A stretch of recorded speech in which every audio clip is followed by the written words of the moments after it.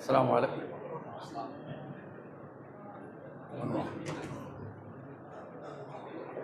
السلام عليكم ورحمة الله وبركاته.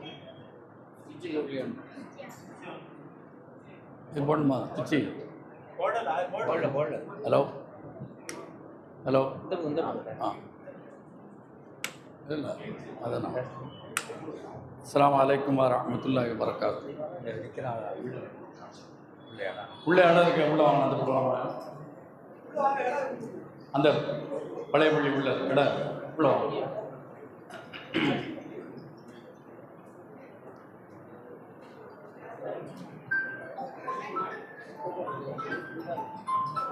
السلام عليكم ورحمة الله وبركاته. الحمد لله نحمده ونستعينه ونستغفره ونعوذ بالله من شرور أنفسنا وسيئات أعمالنا. من يهده الله فلا مضل له ومن يضلله فلا هادي له. وأشهد أن لا إله إلا الله وحده لا شريك له وأشهد أن محمدا عبده ورسوله. اللهم صل على محمد وعلى آل محمد كما صليت على إبراهيم وعلى آل إبراهيم إنك حميد مجيد.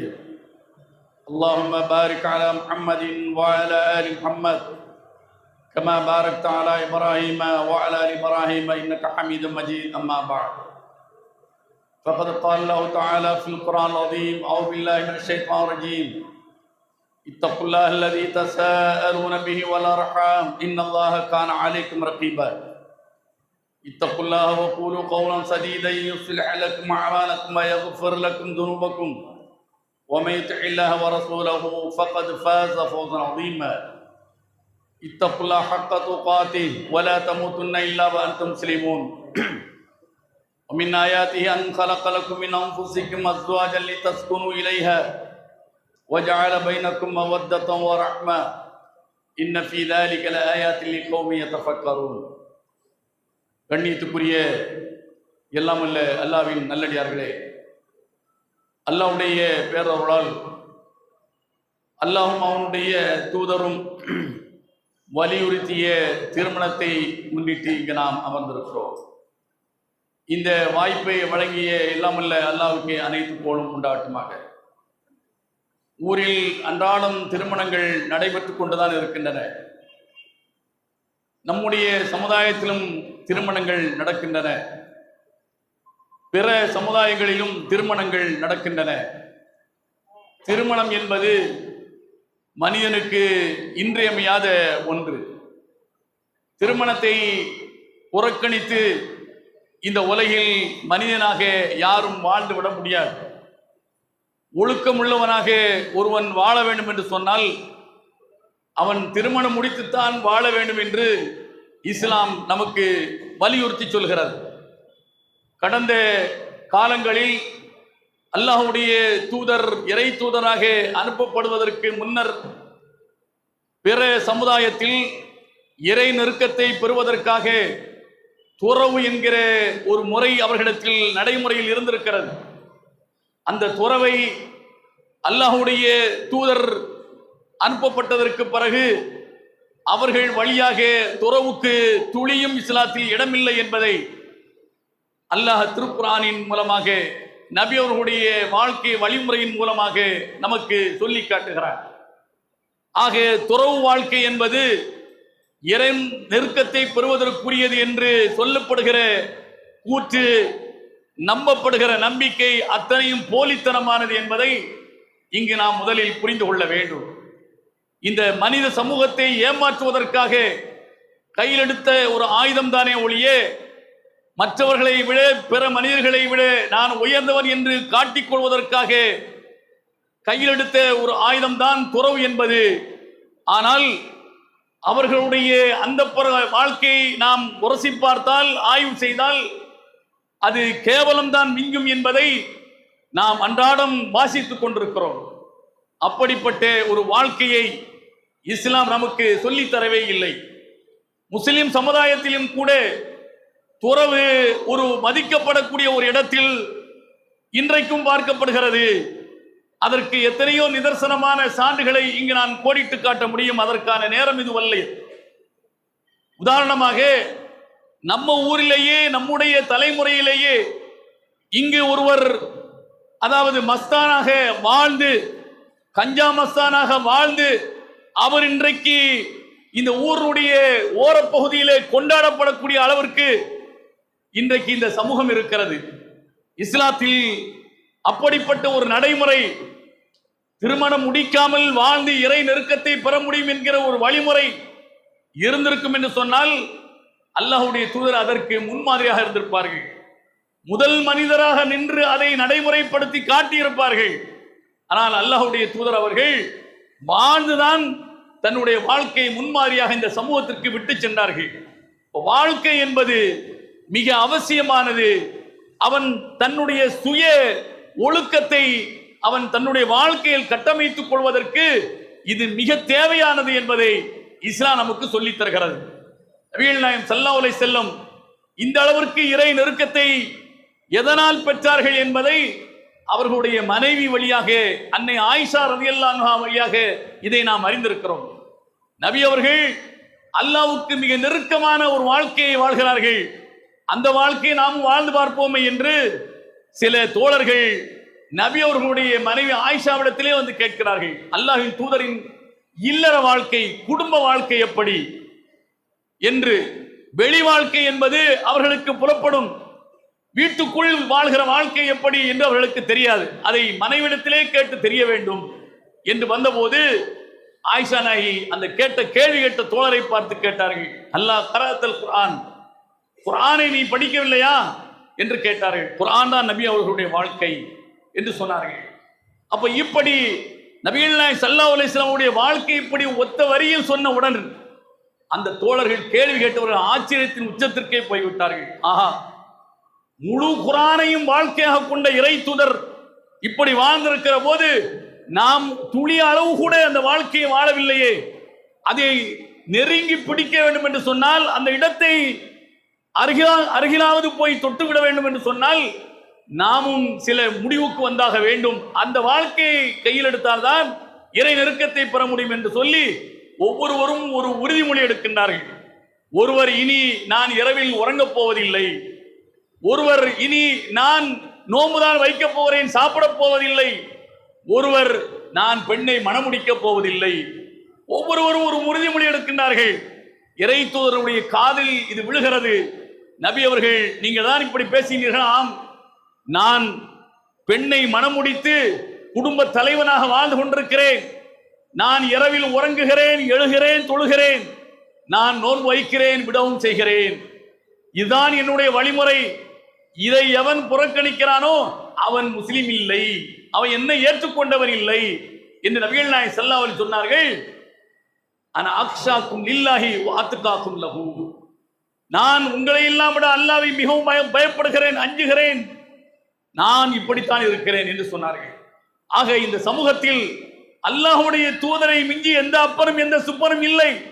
அவர்களுடைய வாழ்க்கை இந்த சமூகத்திற்கு முன்னுதாரணமாக தரப்பட்டிருக்கிறது என்று சொன்னால், குடும்ப வாழ்க்கை வாழ்ந்துதான் தான் ஒழுக்கமிக்கவன், நான் யாருக்கும் அடிபட மாட்டேன், அல்லாஹ்வின் தூதர் காட்டிய அடிப்படையில், அல்லாஹ் சொன்ன வழியில் நான் வாழ்ந்து காட்டுவேன் என்ற ஒரு நிலையை எவன் எடுத்துக்கொள்கிறானோ அந்த வாழ்க்கை தான் ஒழுக்கமான வாழ்க்கையாக இருக்க முடியும். அதை கருத்தில் கொண்டுதான் அல்லாஹ் சுப்ஹானஹு வ தஆலா யா மாஷர் அல்லாஹ் திருக்குர்ஆன் சொல்றான், ஃபன்கிஹு மா தாபலக்கும் மினன் நிசா மஸ்னா வ சுலாஸ் வ ருபா ஃபஇன் கிஃப்தும் அல்லா தஅதிலு ஃபவாஹிதா என்று அல்லாஹ் குறிப்பிடுகிறான். நீங்கள் விரும்பிய பெண்ணை திருமணம் முடித்துக் கொள்ளுங்கள் என்கிறார். அப்ப திருமணம் என்பது வலியுறுத்தப்பட்ட ஒன்று. நபி அவர்கள் சொல்கிறார்கள், யா மாஷர் ஷபாப் மன் இஸ்ததா மின்குமுல் பாஅ ஃபல்யதஸவ்வஜ் ஃபஇன்னஹு அகது லில் பஸர் வ அஹ்ஸனுல் ஃபர்ஜ். வாலிபர்களே, உங்களுக்கு உறவு கொண்டு பெண்ணோடு வாழ்க்கை நடத்துவதற்கான வலிமை இருந்தால் நீங்கள் பெண்ணை மணமுடித்துக் கொள்ளுங்கள். அதான் உங்களுடைய பார்வையை மட்டுப்படுத்தும், அதான் உங்களுக்கு ஒழுக்கத்துக்கான உத்தரவாதத்தை தரும் என்று நபிகள் நாயகம் ஸல்லல்லாஹு அலைஹி வஸல்லம் அவர்கள் வாலிபர்களுக்கு இந்த அறிவுரையை வழங்குகிறார்கள். ஆக திருமணம் என்பது இஸ்லாமிய நடைமுறை, வழிமுறை, எந்த அளவிற்கு என்று சொன்னால், எப்படி தொழுகை வலியுறுத்தப்பட்டதோ, நோன்பு எப்படி வலியுறுத்தப்பட்டதோ, அதுபோல திருமணமும் வலியுறுத்தப்பட்ட ஒரு நடைமுறை என்பதை நாம் கருத்தில் கொள்ள வேண்டும். இந்த திருமண நடைமுறையை அல்லாஹ்வுடைய தூதர் அவர்கள் கண்டும் காணாமல் கடந்து போயிருப்பார்களா? தொழுகையை சொல்லி தந்தவர்கள், நோன்பை சொல்லி தந்தவர்கள், ஹஜ்ஜை இப்படித்தான் செய்ய வேண்டும் என்று சொல்லி தந்தவர்கள் திருமணத்தை பற்றி சொல்லி தந்திருக்க மாட்டார்களா? அவரவர் வட்டார வழக்குப்படி, அவரவர் ஊர்படி, அவரவர் சார்ந்திருக்கிற ஜமாத்துப்படி இந்த திருமணத்தை நீங்கள் நடத்தி கொள்ளுங்கள் என்று நபிகள் நாயகம் ஸல்லல்லாஹு அலைஹி வஸல்லம் பொத்தா பொதுவாக விட்டு போயிருப்பார்களா? இல்லை. அப்படி நம்பிக்கை உங்களுக்கு இருக்கும் என்று சொன்னால் அல்லாஹ்வுடைய தூதரை முழுமையாக நாம் உள்வாங்கவில்லை என்று பொருள். லகத் கான லக்கும் ஃபீ ரசூலில்லாஹி உஸ்வத்துன் ஹஸனா என்று அல்லாஹ் குறிப்பிடுகிறான். அல்லாஹ்வுடைய தூதரிடத்தில் அழகிய முன்மாதிரி இருக்கிறது. யாருக்கு? லிமன் கான யர்ஜுல்லாஹ வல் யௌமில் ஆகிர் வ ஸக்கரல்லாஹ கஸீரா. மறுமையையும் அல்லாஹ்வையும் எவன் எதிர்பார்க்கிறானோ, மறுமையில் அல்லாஹ்வை சந்திக்க வேண்டும் என்று எவன் விரும்புகிறானோ, மறுமையில் சொர்க்க வேண்டும் என்று எவன் ஆசிக்கிறானோ, அவன் நிச்சயமாக அவனுக்கு முன்மாதிரி அல்லாஹ்வுடைய தூதரிடத்தில் அங்கு இருக்கிறது என்று அல்லாஹ் திருக்குர்ஆனில் சொல்கிறான். அப்ப நபிகள் நாயகம் ஸல்லல்லாஹு அலைஹி வஸல்லம் அவர்கள் திருமணத்தை குறித்து நமக்கு சொல்லி தந்திருக்கிறார்கள். ஏன்? வாழ்க்கையினுடைய எந்த அம்சமும் நமக்கு சொல்லித் தரப்படாமல் விடுபடவே இல்லை.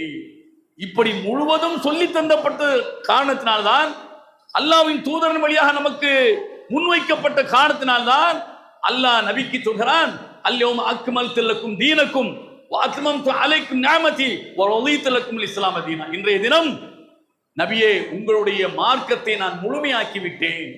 வாழ்க்கையுடைய எந்த கோணமாக இருந்தாலும் சரி, அதை குர்ஆனில் நீங்கள் தேடி பார்க்கலாம். நபியுடைய நடைமுறையில், வாழ்க்கையில், ஹதீஸில் நீங்கள் புரட்டி பார்க்கலாம். எந்த ஒன்றுக்கும் தீர்வு இல்லாமல் இல்லை என்பதை அல்லாஹ் முடிவு செய்தனுடைய விளைவுதான் இறை தூதர் இருக்கிற போதே வஹீயின் மூலமாக அத்தனையும் சொல்லிக் கொடுத்த காரணத்தினால் இஸ்லாத்தை முழுமையாக்கியதாக அல்லாஹ் குர்ஆனில் சொல்கிறான். அப்ப இஸ்லாத்துக்கு உட்பட்டதுதான் திருமணம் என்பது. முஸ்லிமாக வாழ வேண்டும் என்று சொன்னால் அவன் திருமணம் முடித்துத்தான் வாழ வேண்டும். அப்படிப்பட்ட ஒரு வாழ்க்கையில் திருமணம் குறித்தும் அல்லாஹ் நமக்கு சொல்லி தந்திருக்கிறான், நபி அவர்களும் சொல்லி தந்திருக்கிறார்கள். அல்லாஹ் திருமணத்தை குறித்து என்ன சொல்கிறான்? அது ஒரு ஒப்பந்தம் என்று அல்லாஹ் குறிப்பிடுகிறான். என்ன ஒப்பந்தம்? ஒரு கொடுக்கல் வாங்கல், ஒரு பொருள் பண்ட பரிமாற்றம் நடக்கிற போது நாம் எப்படி அதை நடைமுறைப்படுத்துகிறோம்? முதலில் ஒரு பொருளை காசு கொடுத்து வாங்குவதற்கு அதற்கான விலையை பேசுகிறோம். அந்த பொருளுடைய தரம் என்ன, அந்த பொருள் மதிக்கத்தக்க இவர் சொல்லக்கூடிய விலைக்கு பெருமானதானா என்று நாம் ஒன்றுக்கு பல முறை யோசிக்கிறோம். அந்த தரத்தை, அதன் விலையை அத்தனையும் நாம் புரிந்து கொண்டதற்கு பிறகு, சரிதான் என்று நாம் ஏற்றுக்கொண்டதற்கு பிறகு முதலாக ஒரு ஒப்பந்தம் போடுகிறோம். ஒரு எக்ரிமெண்ட், ஒரு புரிந்துணர்வு ஒப்பந்தம். புரிந்துணர்வு ஒப்பந்தம். இந்த புரிந்துணர்வு ஒப்பந்தத்தை தான் இஸ்லாம் நிச்சயம் என்று சொல்கிறது, என்று சொல்கிறது. இந்த புரிந்துணர்வு ஒப்பந்தத்தை நிச்சயம் என்று இஸ்லாம் சொல்கிறது. ஆனால் இந்த புரிந்துணர்வு ஒப்பந்தத்திற்கு அது பெரிய அளவுக்கு டாம்டீம் டமாரி என்று சொல்லி நம்முடைய பணபலத்தை அதில் நாம் காட்ட வேண்டுமா? நீங்க ஒரு கோடி ரூபாய்க்கு ஒரு சொத்தை விலைபேசி என்று சொன்னால் நீங்கள் ஒரு புரிந்துணர்வு ஒப்பந்தம் போடுவீர்கள். என்ன செய்வீர்கள்? ஊரை கூட்டி நீங்க தோரணம் கட்டுவீங்களா? இல்ல, ஒரு ரூபாய் டோக்கன் அல்லது 1 லட்சம் ரூபாய் அட்வான்ஸ் என்று 2 பேரை சாட்சியாக்கி கொண்டு எழுத்து வடிவில் ஒரு புரிந்துணர்வு ஒப்பந்தத்தை போட்டு அடுத்த தொகையை இத்தனை நாட்களுக்கு பிறகு, இத்தனை மாதங்களுக்கு பிறகு அல்லது முழுவதுமாக நாம் பத்திரப்பதிவு செய்கிற போது முழு தொகையும் தந்து விடுகிறேன் என்று நாம் எழுதி கொள்கிறோமே, இதுதான் புரிந்துணர்வு ஒப்பந்தம். இதை யாரும் ஊரை கூட்டி தோரணம் போடுவதில்லை. ஆனால் இந்த புரிந்துணர்வு ஒப்பந்தம் என்கிற இந்த பெயரில், நிச்சயம் என்கிற பெயரில் எவ்வளவு பெரிய அக்கிரமம், அநியாயம் நடக்கிறது பாருங்கள். ஒரு காலத்தில் சாப்பாட்டுக்கு வழி இல்லாமல் இருந்தது, செலவு செய்வதற்கு பணம் இல்லாமல் இருந்தது. அப்படிப்பட்ட காலத்திலேயே மக்கள் யோசித்து செய்தார்கள். ஆனால் இன்றைக்கு பணம் இருக்கிற என்பதற்காக பண திமிர் பக்கத்தில் இருக்கிறவன் பார்ப்பதற்கு அவனுடைய கண்ணை மறைத்து விடுகிறது. எனக்கும் உங்களுக்குமான ஒரு ஒப்பந்தத்தை போட்டுக் கொள்வதற்கு எத்தனை லட்சங்களை செலவழிக்கிறான் நிச்சயதார்த்தம் என்கிற பெயரில்.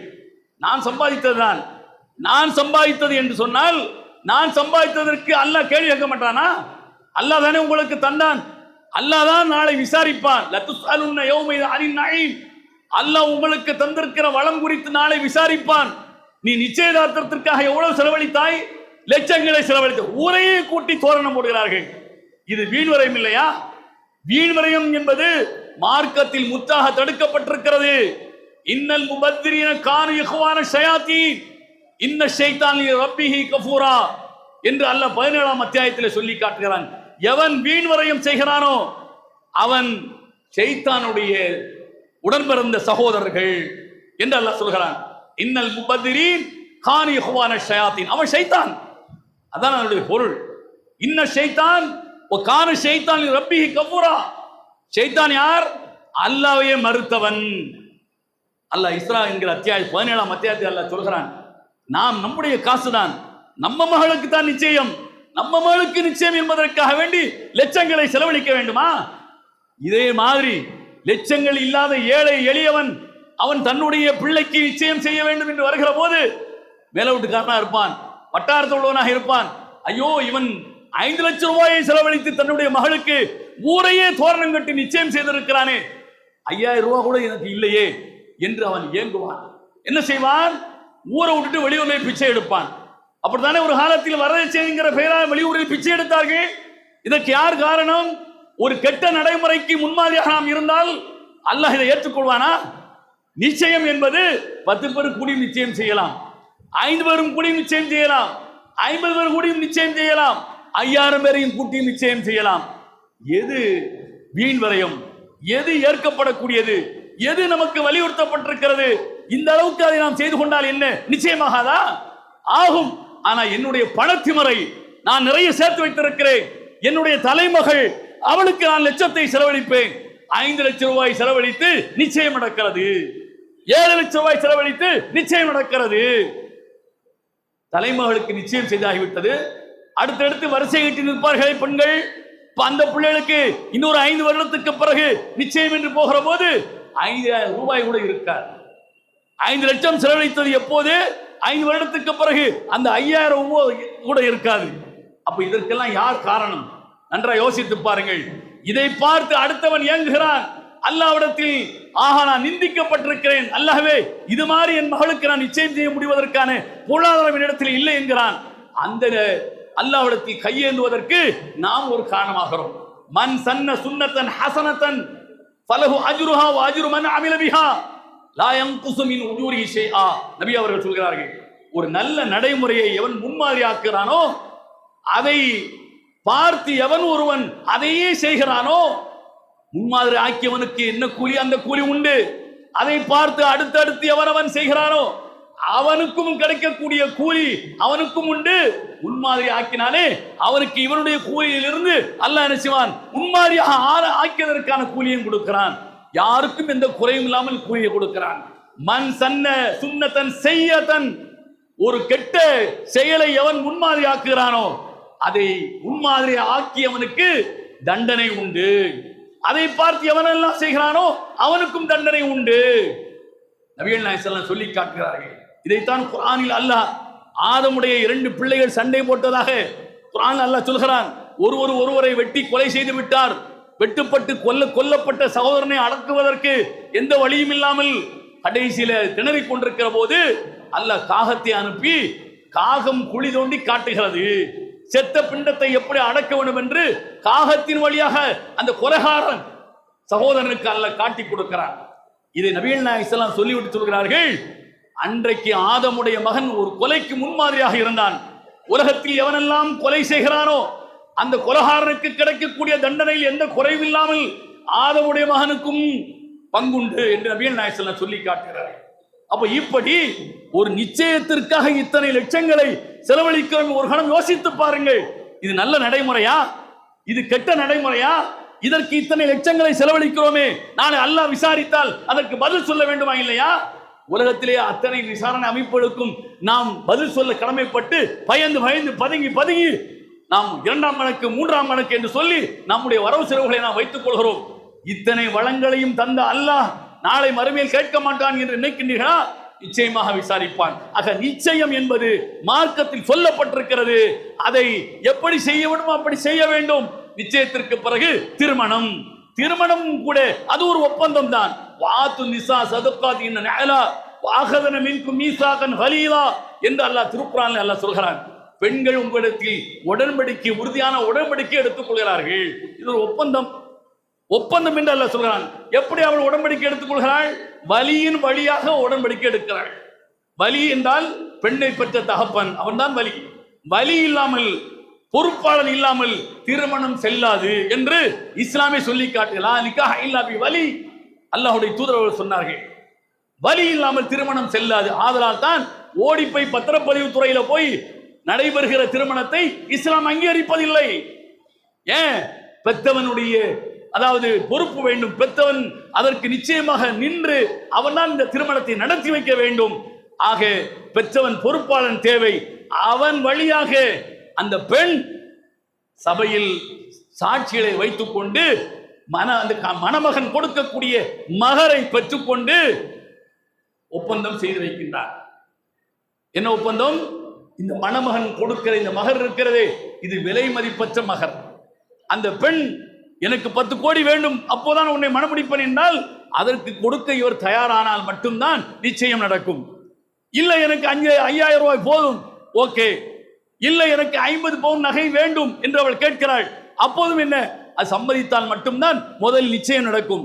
நிச்சயம் நடந்ததற்கு பிறகு இப்போது திருமண அவையில் அந்த பெண்ணை பெற்றவிடத்தில் இந்த ஆண், இந்த மணமகன் தான் நிச்சயிக்கிற போது இவ்வளவு மகர் அந்த பெண்ணுக்கு தருவதாக சொன்னாரே, அதை அந்த பெண்ணுடைய தகப்பனிடத்தில் கொடுக்க வேண்டும்.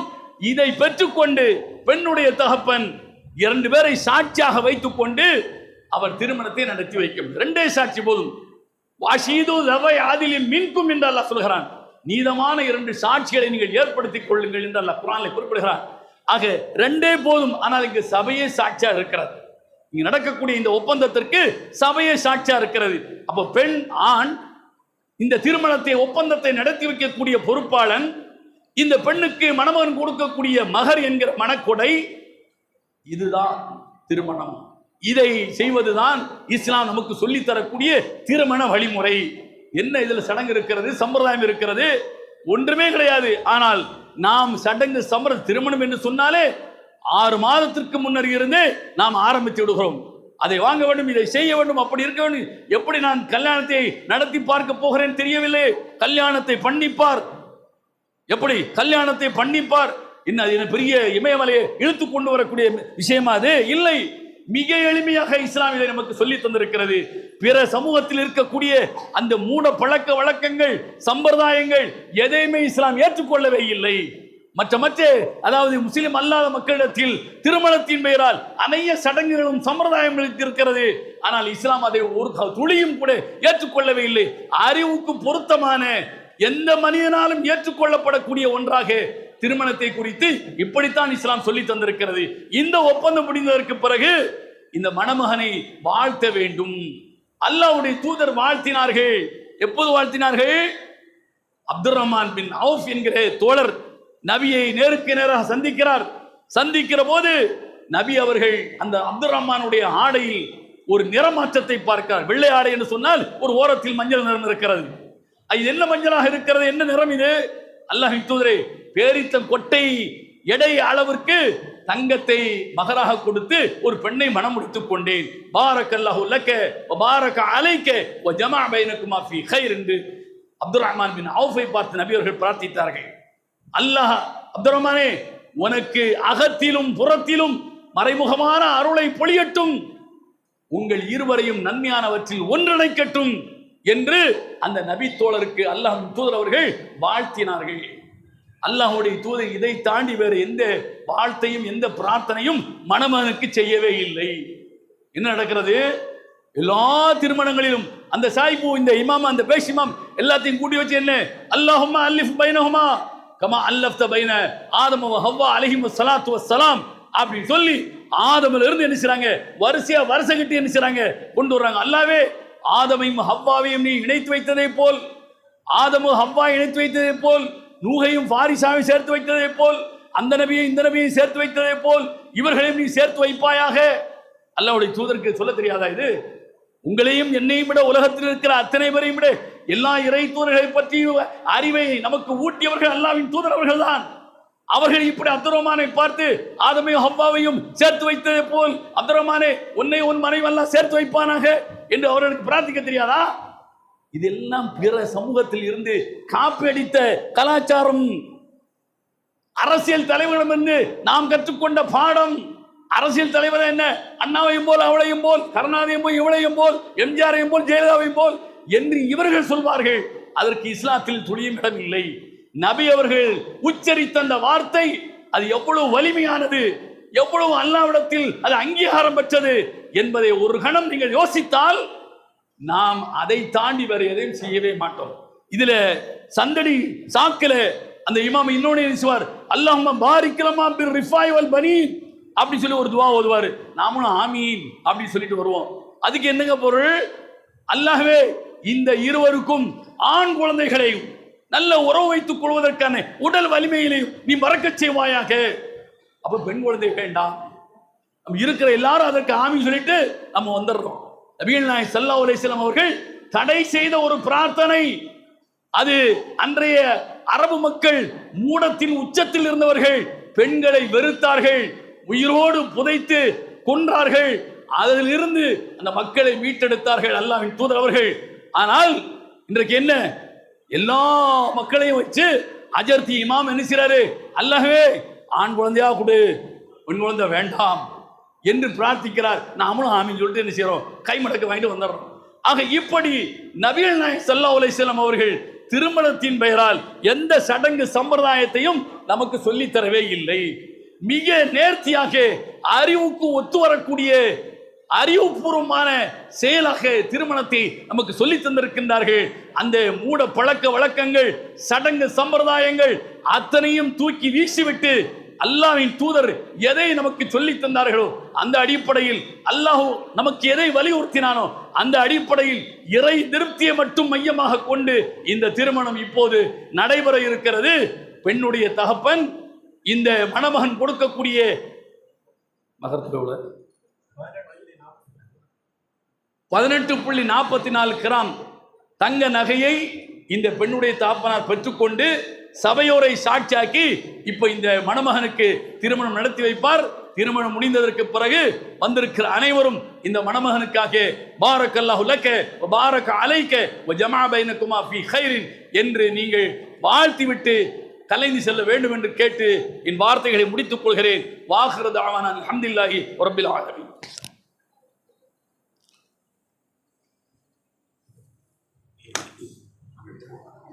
12.44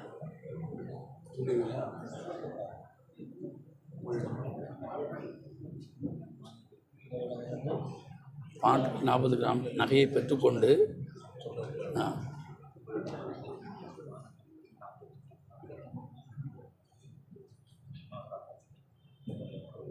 சபையோர் சாட்சியாக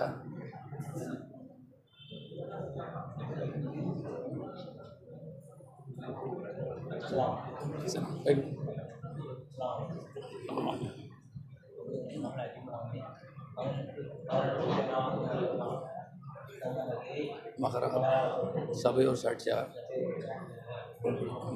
மனமுடி தருகிறேன்.